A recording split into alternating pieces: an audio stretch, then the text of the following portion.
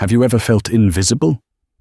Like the world sees your uniform, but not the person wearing it, for Elara. Vance, a 26-year-old waitress drowning in debt invisibility, was her reality. Every day she served New York's elite, her own dreams of Paris and art history fading with each polished wine glass. But one rainy Tuesday, a simple act of kindness spoken in a language she thought she'd forgotten pierced through the noise. She had no idea that the quiet man in the corner, a man nursing a single glass of whiskey, was listening. This isn't a fairy tale. This is the story of how a forgotten language, a desperate plea, and a mysterious note changed a life forever. The clatter of porcelain on marble was the soundtrack to Elara Vance's life. It was a rhythm of servitude, a constant sharp reminder of how far she had fallen. At 26, she wasn't supposed to be here, in the heart of Manhattan, at a restaurant named Aurelia, where the appetizers cost more than her weekly groceries. Her uniform, a starched black apron over a crisp white shirt, felt like a costume for a role she never auditioned for. 5 years ago, she was a different person. She was Elara Vance, the promising art history major at Columbia, the one who spent a year abroad and could debate the nuances of Monet versus Manet in fluent Parisian French. Her world was the hallowed halls of the Musée d'Orsay, the scent of old books in the Sorbonne Library, and the vibrant, limitless promise of a future as a museum curator. Paris wasn't just a city to her. It was the native language of her soul. Then came the phone call on a rainy October night, a patch of black ice on a Pennsylvania highway, a world shattered in an instant.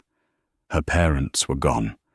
The Columbia tuition, the Paris apartment, the dreams all vanished, replaced by a mountain of unforeseen debt and the sudden terrifying responsibility of becoming the sole guardian for her 17-year-old brother, Leo.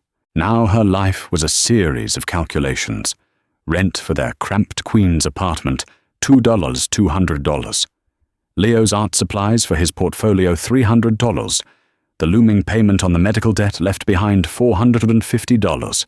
Her paycheck from Aurelia, even with tips, was a constant battle against a rising tide of red ink. Leo was her reason for everything. He was a brilliant artist, with a raw, chaotic talent that reminded her of Basquiat. He'd just been accepted into the Rhode Island School of Design, a golden ticket to a life she desperately wanted for him. But the acceptance letter felt more like a cruel joke. The tuition was an astronomical figure she couldn't even bring herself to say out loud.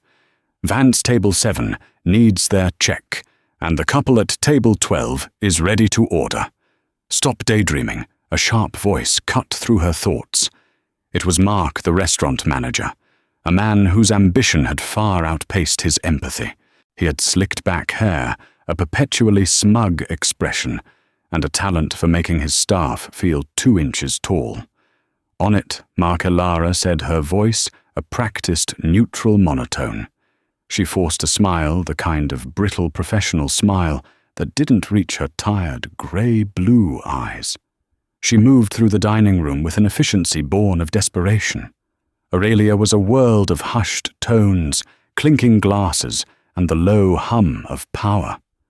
Men in bespoke suits and women in designer dresses discussed mergers and Hamptons weekends, completely oblivious to the young woman refilling their water glasses, a woman who could tell them the entire history of the painting hanging behind their heads.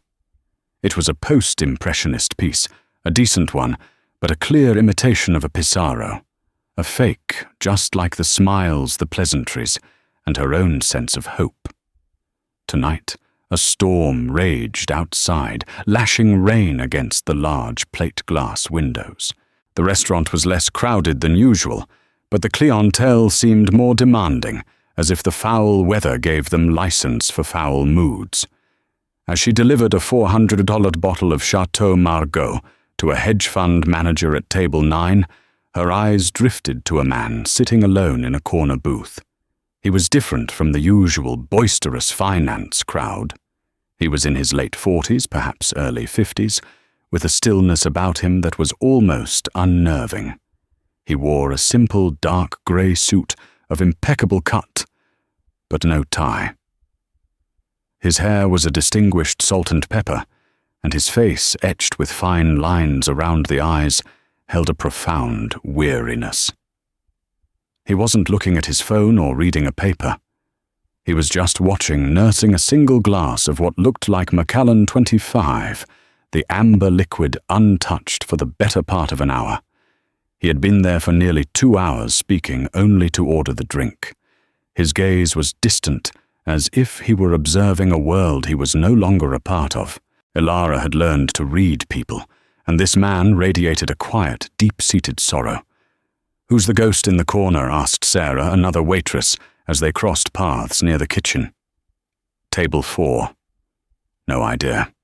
Ordered a Macallan, and hasn't moved since." "Gives me the creeps," Elara whispered back. Rich creep, though, Sarah noted.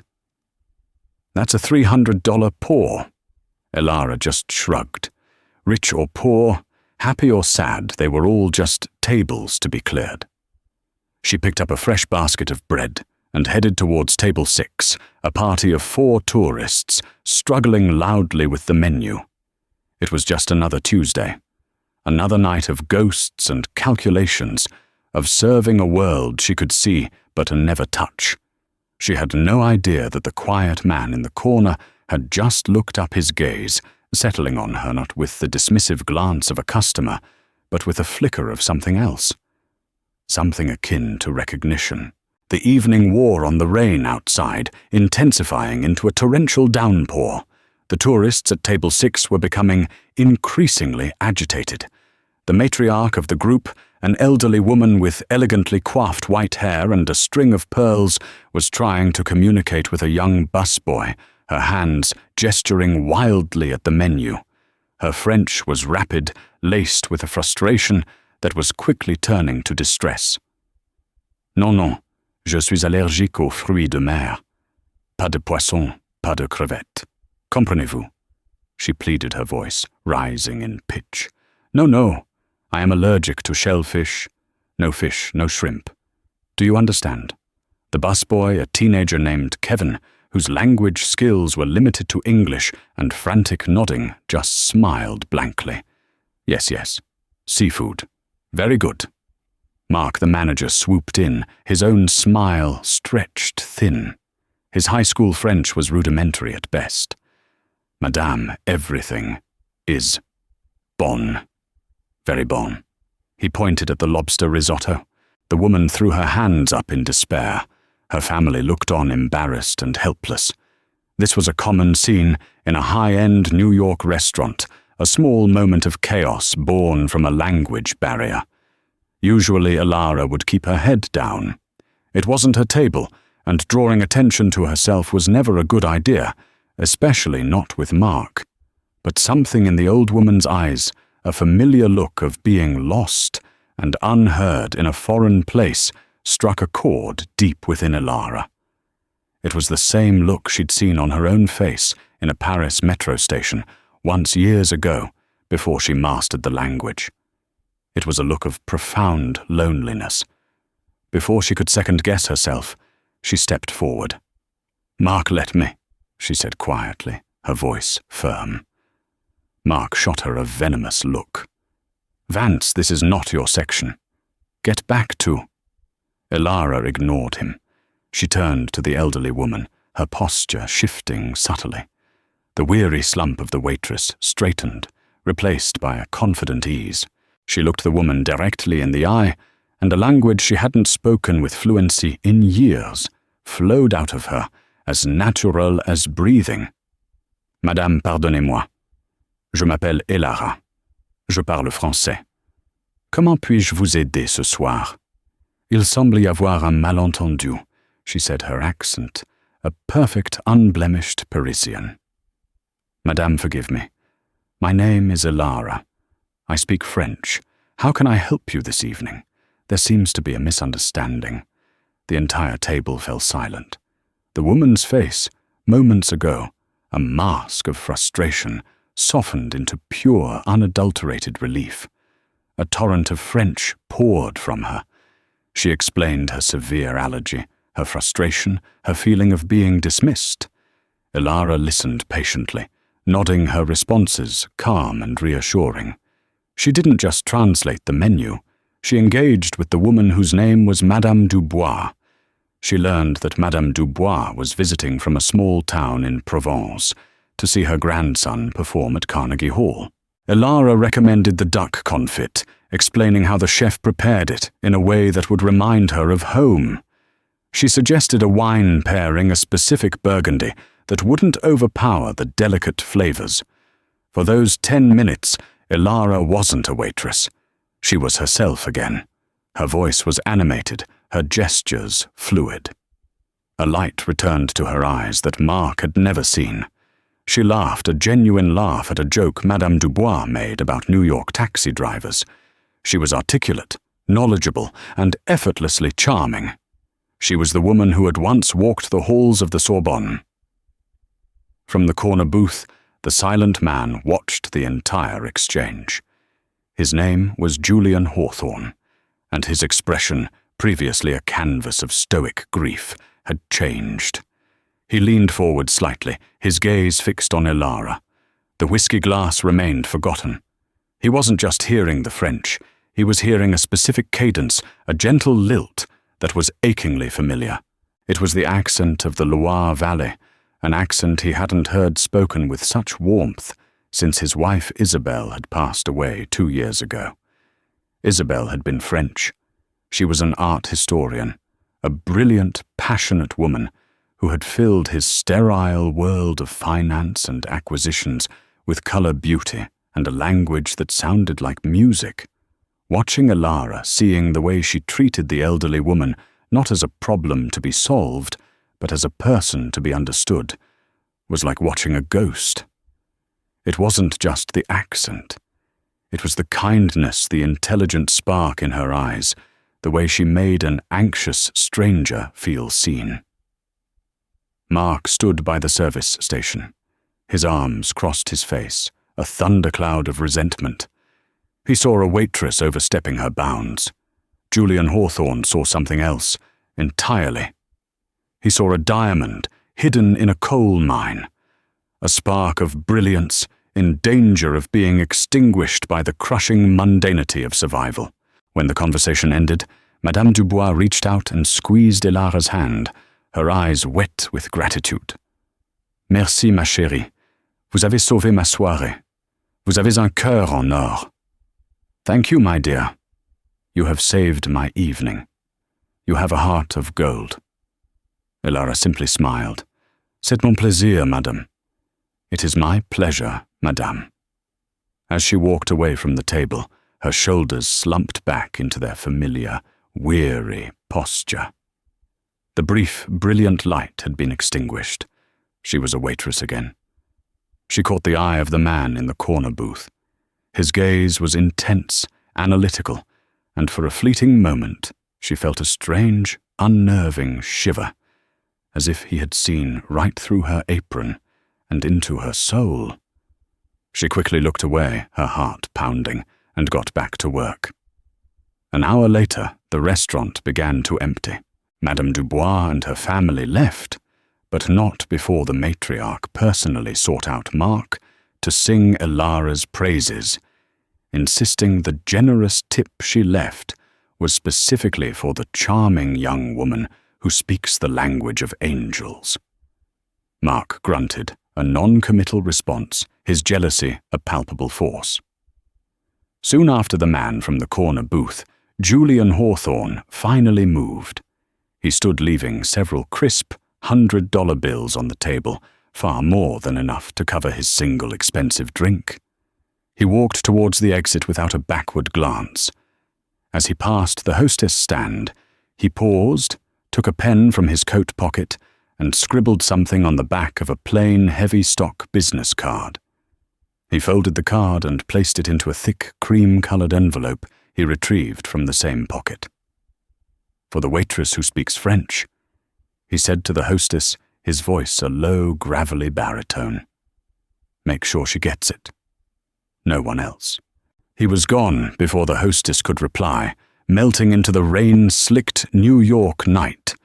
When the hostess brought the envelope to Elara, Mark was hovering nearby, his eyes gleaming with greed. That's from the guy at table 4, probably a complaint, or a big tip for the house. Give it here, Vance. I'll handle it. He reached for the envelope, but Elara's hand shot out, her fingers closing around it protectively. He said it was for me. She stated her voice, quiet but firm. Something in the man's intense gaze made her feel this was deeply personal. Don't be ridiculous. Customers don't leave personal notes for the staff. It's restaurant property. Mark sneered his authority, puffing him up. A small spark of defiance, fanned by the memory of her brief conversation in French, ignited within Elara. For the first time in a long time, she didn't back down. The hostess said he gave it to her and said, "Make sure she gets it." "It's for me, Mark."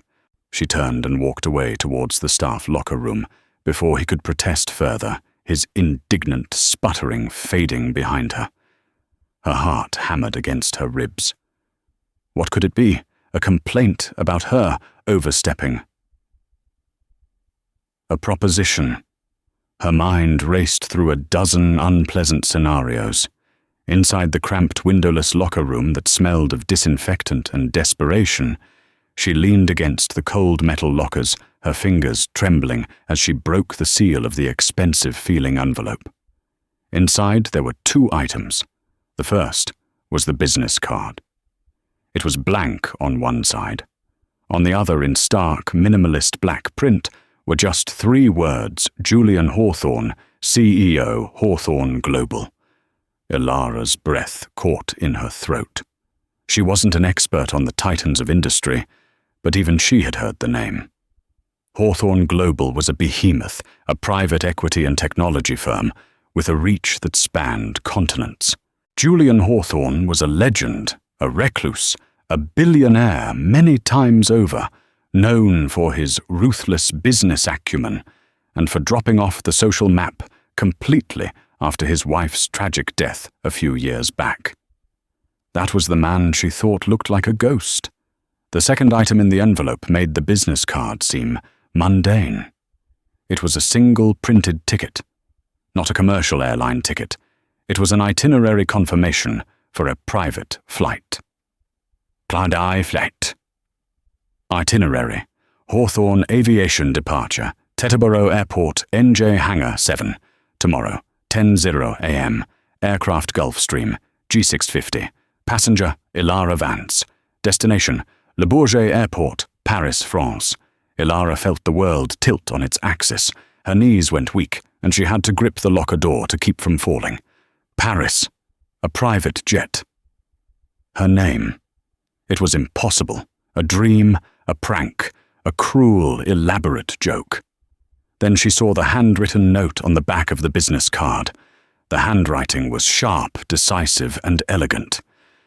Mills Vance. Your French is not merely fluent, it is authentic. Your kindness is not a function of your job, it is a function of your character. These are 2 qualities I find to be in exceedingly short supply. This is not charity, nor is it a proposition. It is an opportunity. My late wife believed that talent should never be left to wither on the vine. I am inclined to agree. A car will be waiting for you at 8:00 a.m. tomorrow at the corner of your street. I took the liberty of finding your address. Please forgive the intrusion. The car will take you to Teterboro. What you do with this is your choice entirely. Some doors only open once. J.H. Elara read the note 3 times, her mind struggling to process the words. He found my address. A flicker of fear ran through her, immediately replaced by a wave of dizzying disbelief. This wasn't a prank. The weight of the ticket, the specificity of the details, Hangar 7 Le Bourget, it was all terrifyingly real. She sank onto the small bench, the ticket and the card clutched in her hand. Porous. The city of her dreams, the city of her past, being offered to her on a silver platter by a reclusive billionaire she'd spoken not a single word to. He had seen her. In a room full of people who looked right through her, this powerful, grieving man had seen her. He hadn't seen a waitress. He had seen the person she used to be, the person she was terrified she had lost forever. The choice was hers. Stay here in the suffocating safety of her life and continue to drown slowly, or take a leap into an unknown so vast and terrifying it could either save her or shatter her completely. She thought of Leo. She thought of the RISD tuition bill. She thought of the smell of rain on the cobblestones of the Latin Quarter. Some doors only open once. Ilara didn't sleep.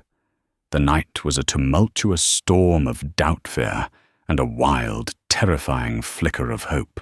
She sat at the small, wobbly kitchen table in her queen's apartment, the ticket and the note laid out before her, like sacred relics from another universe.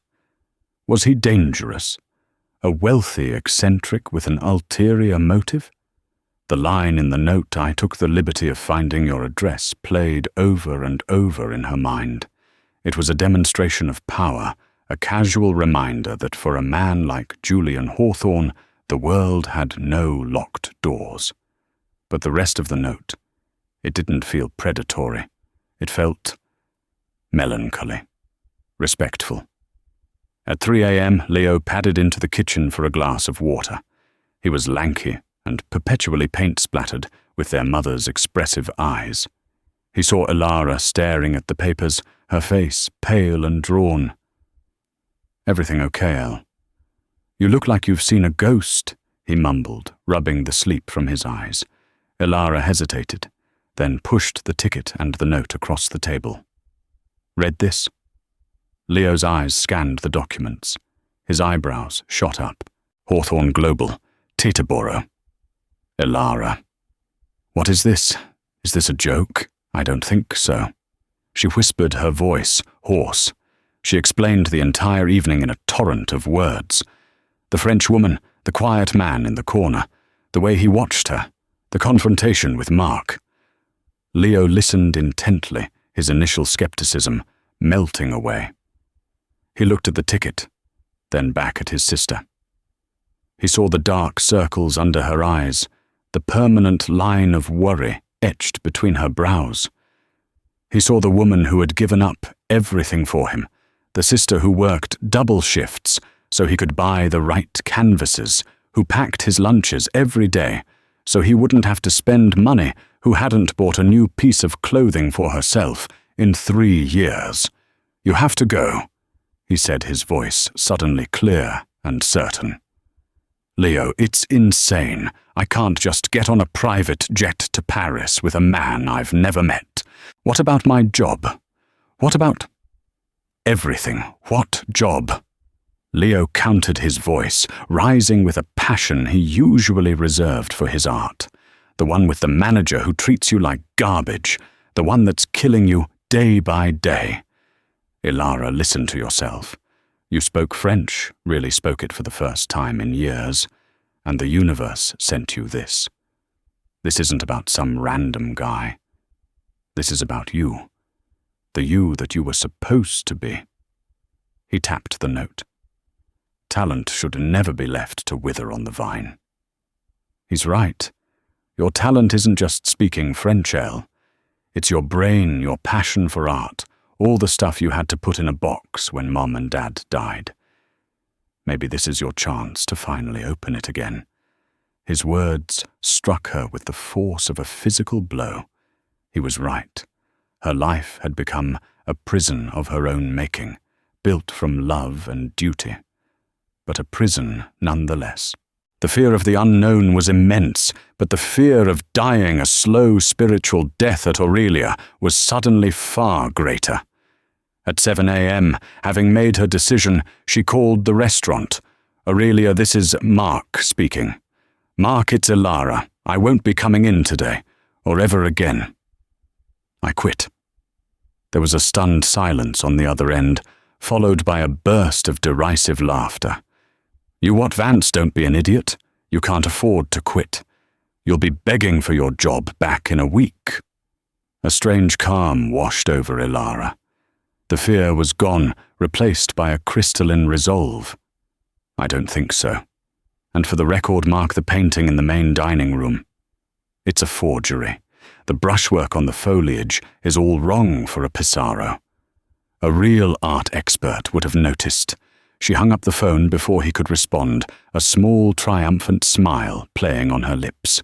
At 7:55 a.m., she stood on the corner of her street, clutching a single carry-on bag containing her nicest clothes, her passport, and every ounce of courage she possessed. She had left a note, and most of her cash, for Leo. At precisely 8:00 a.m., a black Mercedes S-Class, so sleek and polished it seemed to absorb the morning light, pulled silently to the curb. The rear window glided down, revealing a driver in a crisp black suit. "Miss Vance," he asked, his voice polite and impersonal. "Mr. Hawthorne sent me." Her heart leaped into her throat. This was it. This was real. She took a deep breath, the gritty queen's air filling her lungs one last time. She walked towards the car, the door opening for her, as if by magic. As she slid onto the impossibly soft leather seat, she looked back at the grime-covered facade of her apartment building, the world of her struggle. Then she faced forward towards the gleaming skyscrapers of Manhattan and the unknown horizon beyond. The car pulled away from the curb, and Ilara Vance didn't look back. The waitress was gone. The woman who was stepping onto a new path had just taken her first terrifying step. The journey to Teterboro was a silent, surreal dream. The city noise faded away, replaced by the hushed whisper of the Mercedes's engine. They didn't pass through the public terminals, but were waved through a series of security gates into a private section of the airport reserved for the ultra-wealthy. The hangar was a vast, cathedral-like space of polished concrete and steel, and there, gleaming under the industrial lights, was the Gulfstream G650. It was less an airplane and more a work of sculptural art, a sleek white spear designed to pierce the sky. A woman was waiting for her at the base of the jet stairs. She was in her 30s with sharp, intelligent features and an impeccably tailored grey pantsuit. Her name was Cynthia, and she introduced herself as Julian Hawthorne's executive assistant. Her handshake was firm, her smile professional, but not warm. "Ms. Vance, welcome. Mr. Hawthorne is already in Paris. We have you scheduled to land at Le Bourget at approximately 10:00 p.m. local time. Please let the flight attendant know if you require anything at all during the flight." Cynthia's efficiency was both calming and intimidating. There was no room for questions about the absurdity of the situation. This was simply business as usual in the world of Julian Hawthorne. The interior of the jet was a revelation of understated luxury. Cream-colored leather seats, polished dark wood and brushed chrome fittings. It was silent, insulated from the outside world. Ilara was the only passenger.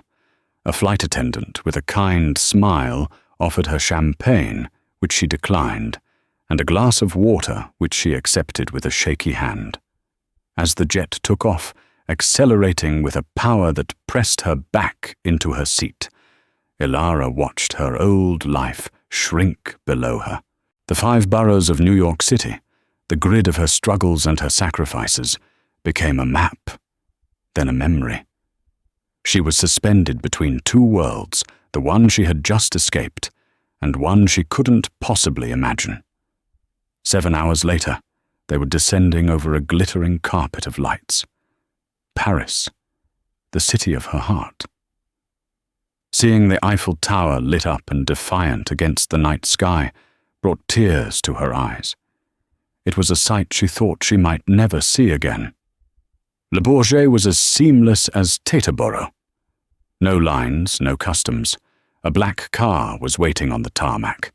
Cynthia was there again, having seemingly teleported across the Atlantic. "Mr. Hawthorne has arranged a suite for you at the Hotel Plaza Athénée," Cynthia said, as the car sped through the elegant streets of the 8th arrondissement. "He will meet with you tomorrow. A schedule has been left for you in your room. A car will pick you up at 9:30 a.m. The Plaza Athénée was a palace. Red awnings, sculpted balconies, and a lobby that dripped with old-world Parisian glamour. Elara felt utterly out of place in her simple travel clothes as a bellhop whisked her bag away. Her suite was larger than her entire Queen's apartment. A balcony opened up to a breathtaking, picture-perfect view of the Eiffel Tower. On a small desk there was a folder. Inside was the schedule. 9:30 a.m. car pickup. 10:00 a.m. Meeting with Mr. Hawthorne. Location, Musée Marmottan Monet. Beneath the schedule was a single sheet of paper with a typed heading, Candidate, briefing the Dubois collection. Elara's blood ran cold. Dubois. It couldn't be a coincidence. She read on her eyes, flying across the page. The briefing detailed a priceless, privately held art collection owned by a French family named Dubois. It was comprised of several lesser-known Impressionist and Post-Impressionist works, including sketches by Degas, a rare seascape by Berthe Morisot, and, most significantly, a series of 5 paintings by Gustave Caillebotte, known as the Yerres River Studies. These were paintings Julian Hawthorne, or rather the Hawthorne Foundation, desperately wanted to acquire. The briefing stated that the collection was now controlled by the family patriarch, Monsieur Alain Dubois, following the passing of his father. Alain Dubois was described as notoriously difficult, skeptical of financiers, and deeply sentimental. He had already rejected a very generous 9-figure offer from Hawthorne Global, presented by their top acquisitions expert from Christie's. He had refused to even entertain a second meeting. Suddenly the pieces began to click into place, forming a picture that was both terrifying and exhilarating. The old woman in the restaurant, Madame Dubois. This had to be her family. This wasn't a random act of kindness. This was a calculated, unconventional, high-stakes job interview. Julian Hawthorne hadn't offered her a gift. He was offering her a test. He hadn't flown her here to save her from her life as a waitress. He had flown her here because he believed she was a key. He thought the woman who could calm a distraught old lady in a restaurant might be the only person who could succeed where his army of experts had failed. She looked out at the Eiffel Tower, its light sweeping across the Paris sky like a searchlight. The initial euphoria of her escape was gone, replaced by the crushing weight of expectation. She wasn't here on a dream trip. She was here to perform a miracle. And if she failed, she had no job, no money, and no home to return to. She had quit her job. She had gambled everything on a billionaire's cryptic note. The gilded cage of the hotel suite suddenly felt very, very cold. The next morning, Paris was awash in a soft, pearlescent light. Elara dressed in the single nice outfit. She owned a simple black dress and a blazer, feeling like a student about to face her final exam. The car arrived precisely at 9:30 a.m. The Musée Marmottan Monet was not the Louvre or the d'Orsay. It was a more intimate museum, housed in a former ducal mansion, holding the world's largest collection of Claude Monet's work. It was a place for true art lovers, not for tourists ticking boxes. Julian Hawthorne was waiting for her in a gallery dedicated to Monet's late works, the famous Nymphaeus water lilies. He was standing before a massive canvas, his hands clasped behind his back. In the daylight, he looked less like a ghost, and more like a man shouldering an immense burden. "Miss Vance," he said, not turning around. His voice was quiet, yet it commanded the space. Thank you for coming. Mr. Hawthorne. It's a lot to take in, she said, her voice barely a whisper. He finally turned to face her. His eyes were a piercing blue, and they seemed to analyze her every detail. My wife Isabel loved this room. She said it was like standing inside a dream. She was an art historian. The words hung in the air between them. She was an art historian. She specialized in the French Impressionists. He continued his gaze, drifting back to the painting, particularly the ones who were often overlooked, the women like Morisot, the realists who were dismissed as mere documentarians like Caillebotte. He paused, letting the name sink in. Isabel spent the last 5 years of her life trying to convince the elder Monsieur Dubois to allow her to catalogue his collection. She believed the Yeres River studies were Caillebotte's unsung masterpieces. She was close, I think, to convincing him to loan them for a special exhibition. Then she was gone. Elara finally understood. This wasn't about business. This was personal. This was about finishing his wife's work. It was a memorial, a final act of love. The acquisitions expert I sent, he approached it like a transaction, Julian said with a hint of disgust. He talked about investment value, market appreciation, tax incentives. He offered Alain Dubois a fortune, and in doing so, he insulted the memory of Dubois' father and everything the collection stood for. He failed to understand that for some people art is not an asset. It is a soul. He gestured for Elara to walk with him, moving slowly through the galleries. That night in the restaurant I saw you with Madame Dubois. You didn't just translate her words. You understood her frustration. You saw the person behind the problem. You spoke of food and wine, not as items on a menu, but as a connection to her home, to her memories. You did what my multi-million-dollar expert couldn't do. You made a human connection. They stopped in front of a painting by Berthe Morisot, a tender portrait of a mother and child. I am not offering you a job, Miss Vance. Not yet. I am offering you a chance.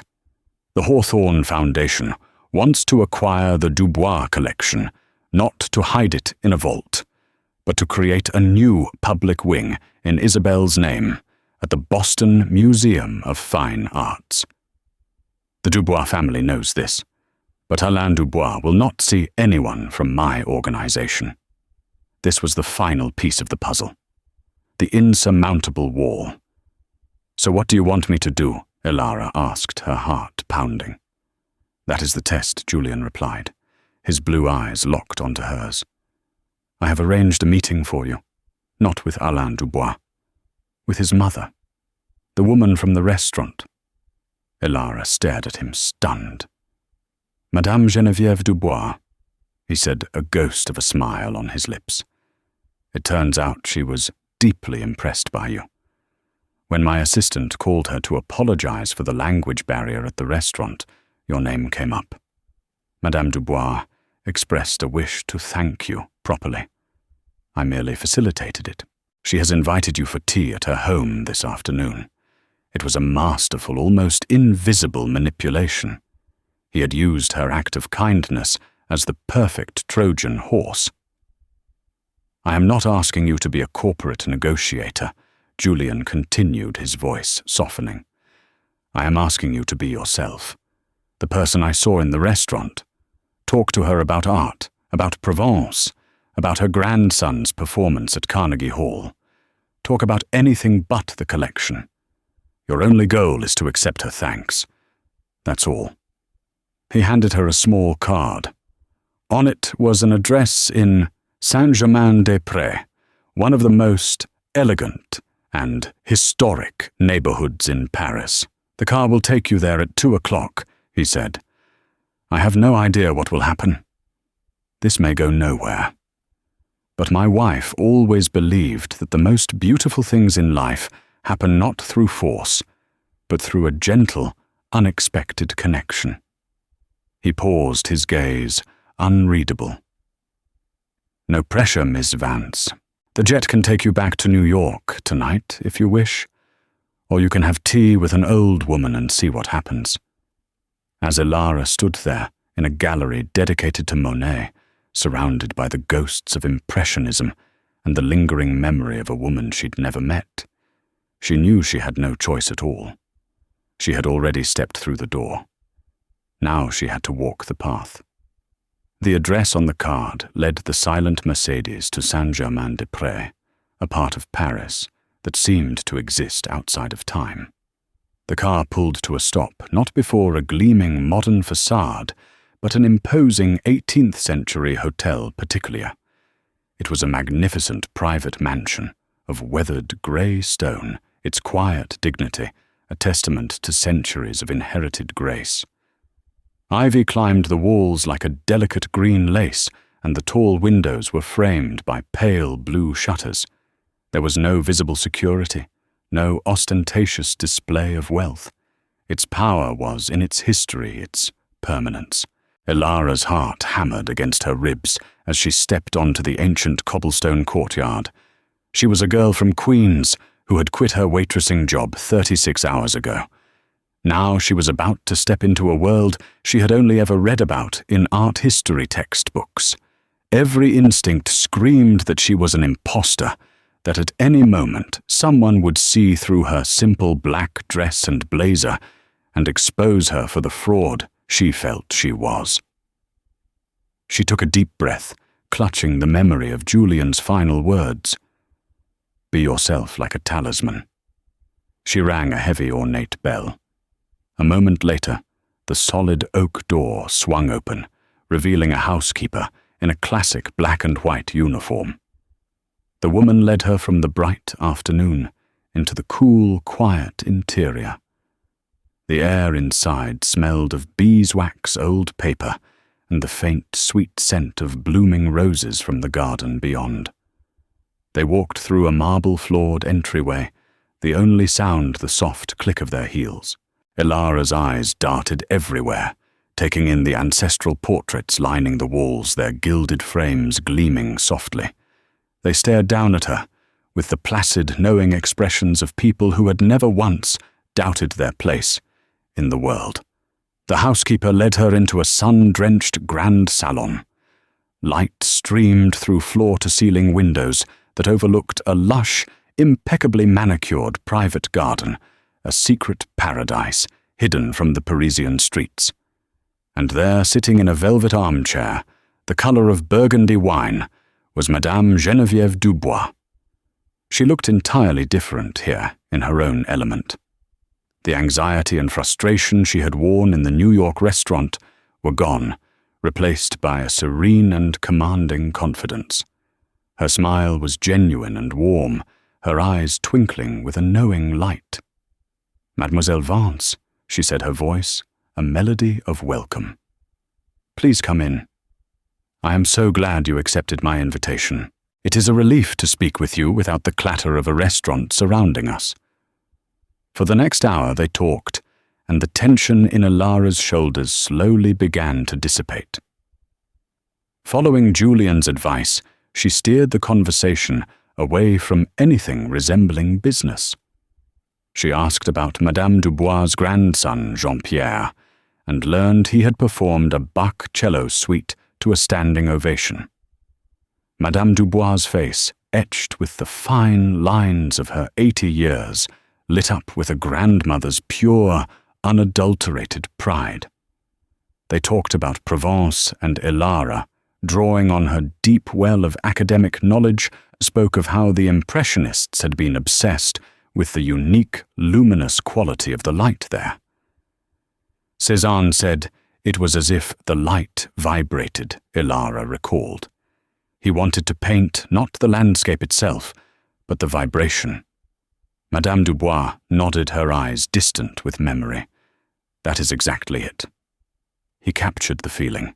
My husband, he used to say that the scent of the lavender fields after a summer rain was the true color of Provence. Sensing an opening, a genuine connection. Elara shared a piece of herself. My parents took me to Paris once, when I was 16. It was the trip that made me want to study art history. We stood in the Musée d'Orsay in the Grand Hall, and I remember my mother crying. She said it was just too much beauty for one room. A shadow of shared understanding passed over Madame Dubois' face. To be moved by beauty is a gift, my dear. One that my son, he tries to protect himself from it, I think. Ever since his father passed, he sees emotion as a vulnerability. She paused, giving Elara a keen look. He is a good man, my Alain, but his heart wears armor. It was a subtle warning, a piece of intelligence offered from one woman to another. Just as the housekeeper was clearing away their Limoges teacups, the man himself entered the salon. Alain Dubois was in his late 50s with his mother's sharp, intelligent eyes, but where hers were warm, his were cool and analytical. He wore a perfectly tailored suit of charcoal grey, and he carried an air of formidable authority. He stopped short upon seeing Elara, his gaze instantly hardening with suspicion. "Mother," he said, his tone a smooth blend of affection and reproach. "I thought you were resting." His eyes, the colour of slate, moved from his mother to Elara, and she felt herself being appraised, catalogued and dismissed in a single glance. "Alain, do not be so stern," Madame Dubois said, waving a hand. "You will give yourself wrinkles. This is Mademoiselle Elara Vance, the charming young woman I told you about from New York. Elara, this is my son, Alain." Alain's handshake was brief, his grip firm and cool. He did not smile. "Vance," he said the name, clicking into place, like the cocking of a hammer. "You are an American." His English was flawless, bearing the clipped formal cadence of international business. He was not asking a question, he was stating the first fact in his prosecution. "Yes, Monsieur Dubois Elara," replied her newfound calm beginning to fracture under his intense scrutiny. "A young American art history enthusiast, who happens to speak perfect Parisian French, who by sheer chance is at the right table to charm my mother, and then by a coincidence of staggering proportions, appears in my home for tea. This is Mr. Hawthorne's doing, is it not?" he asked, his voice dripping with an icy-controlled cynicism. "Tell me, Mademoiselle Vance, what is he offering you for this performance? A percentage of the sale? A promotion from clearing tables?" The insult was designed to throw her off balance, to reduce her to the waitress he believed her to be. Elara's face flushed. The fragile bridge of connection she had built with his mother seemed to crumble into dust. This was it. The test. But then she heard his mother's words again in her mind. His heart wears armor. He wasn't just being cruel, he was being protective. He was guarding a legacy.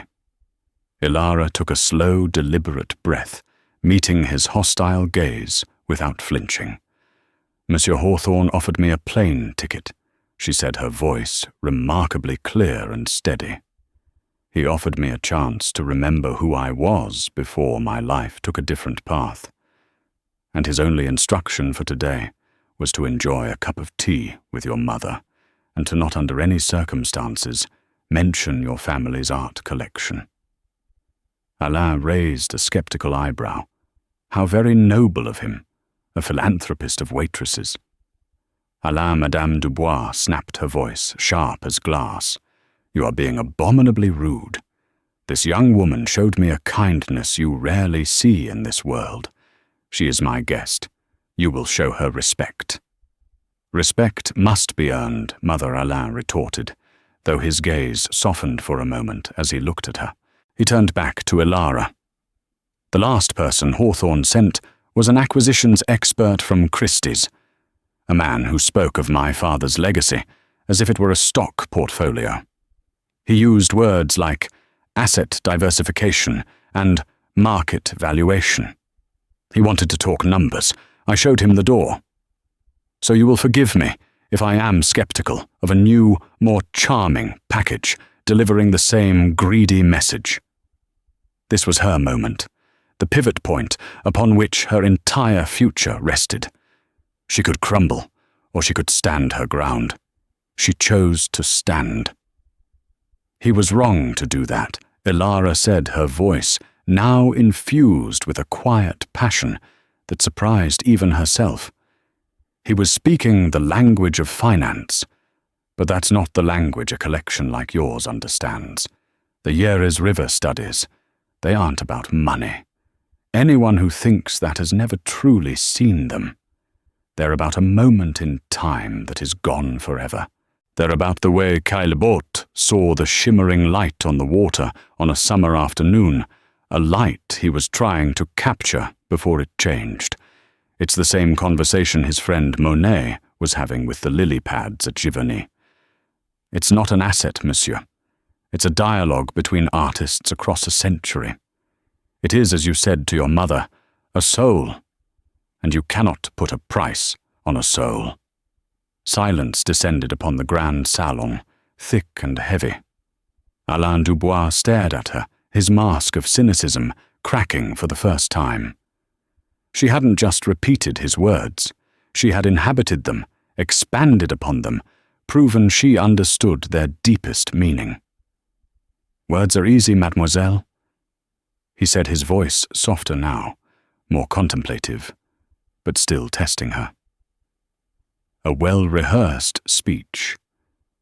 Elara's gaze drifted past him to the mantelpiece, where a small, exquisite Sèvres porcelain clock sat between two silver candlesticks. "That clock," she said, pointing. "It's from the 1760s. The particular shade of blue, the bleu céleste, was notoriously difficult to achieve. It was a favorite of Madame de Pompadour. It doesn't just tell time, it tells a story about royal patronage, scientific discovery in ceramics, and the height of Rococo artistry. Some people would see a clock. You see a story. That's the difference. That is what your father's collection is. A collection of stories." Alain was completely still. She had passed a test she didn't even know he was giving. He looked from Elara to his mother, whose face was beaming with pride. Geneviève gave a slight, almost imperceptible nod. Finally, Alain let out a long, slow breath, and the armor around his heart seemed to visibly fall away. "My father refused to sell to museums because he said they would entomb the paintings," he said quietly. "He wanted them to be seen as he did, as living things, still breathing." Mr. Hawthorne's wife, Isabel.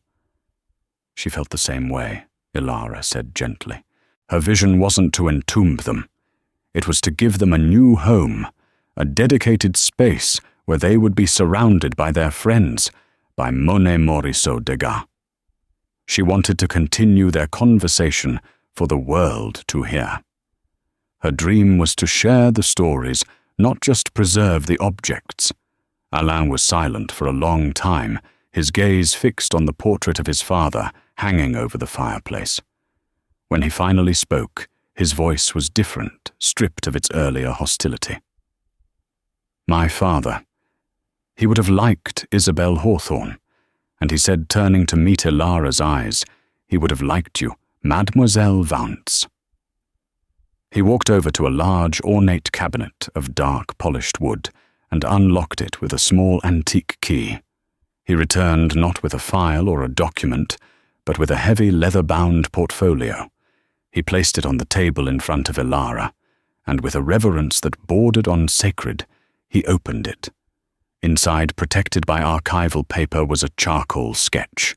It was a preparatory drawing for one of the Caillebotte paintings, raw and vibrant, crackling with the artist's energy and genius.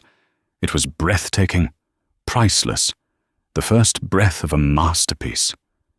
This Alain Dubois said, his voice, now a low murmur of respect, is the first word of the conversation. The man from Christie's was not permitted to see this. You are." He looked at her, and for the first time he smiled.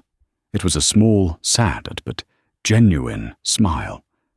"Tell Mr. Hawthorne to call me. We will talk."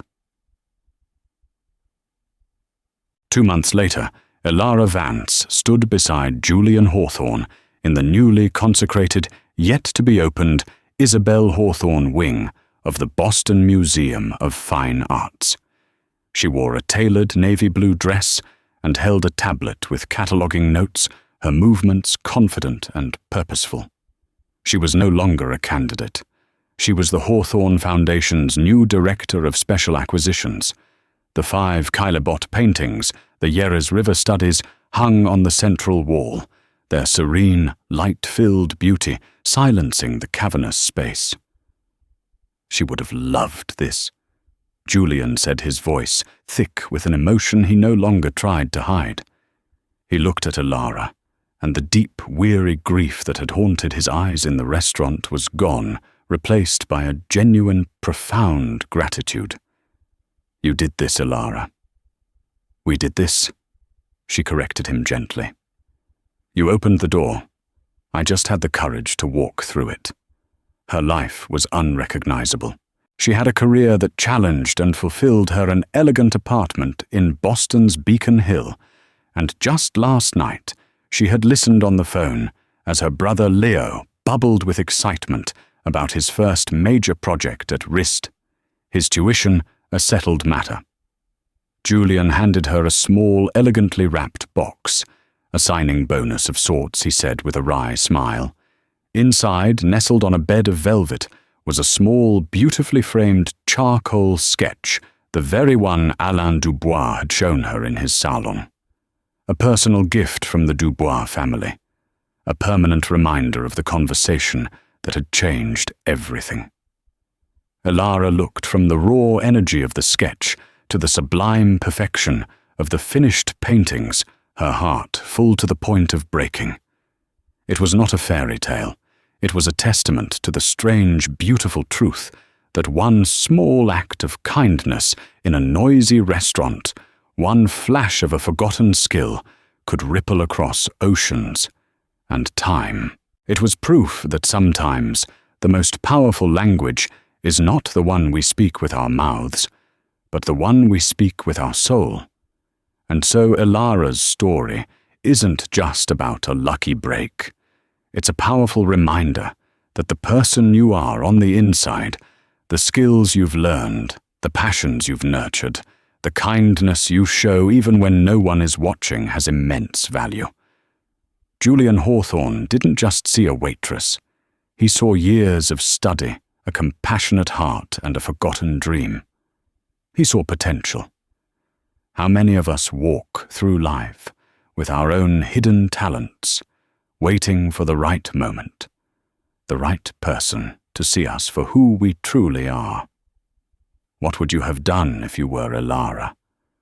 Would you have taken that ticket? Let me know your thoughts in the comments below. Every one of us has a French language, a hidden skill. What's yours? If this story moved you, please hit that like button, share it with someone who needs to hear it, and subscribe for more stories about the incredible, unexpected turns of real life. Thank you for listening.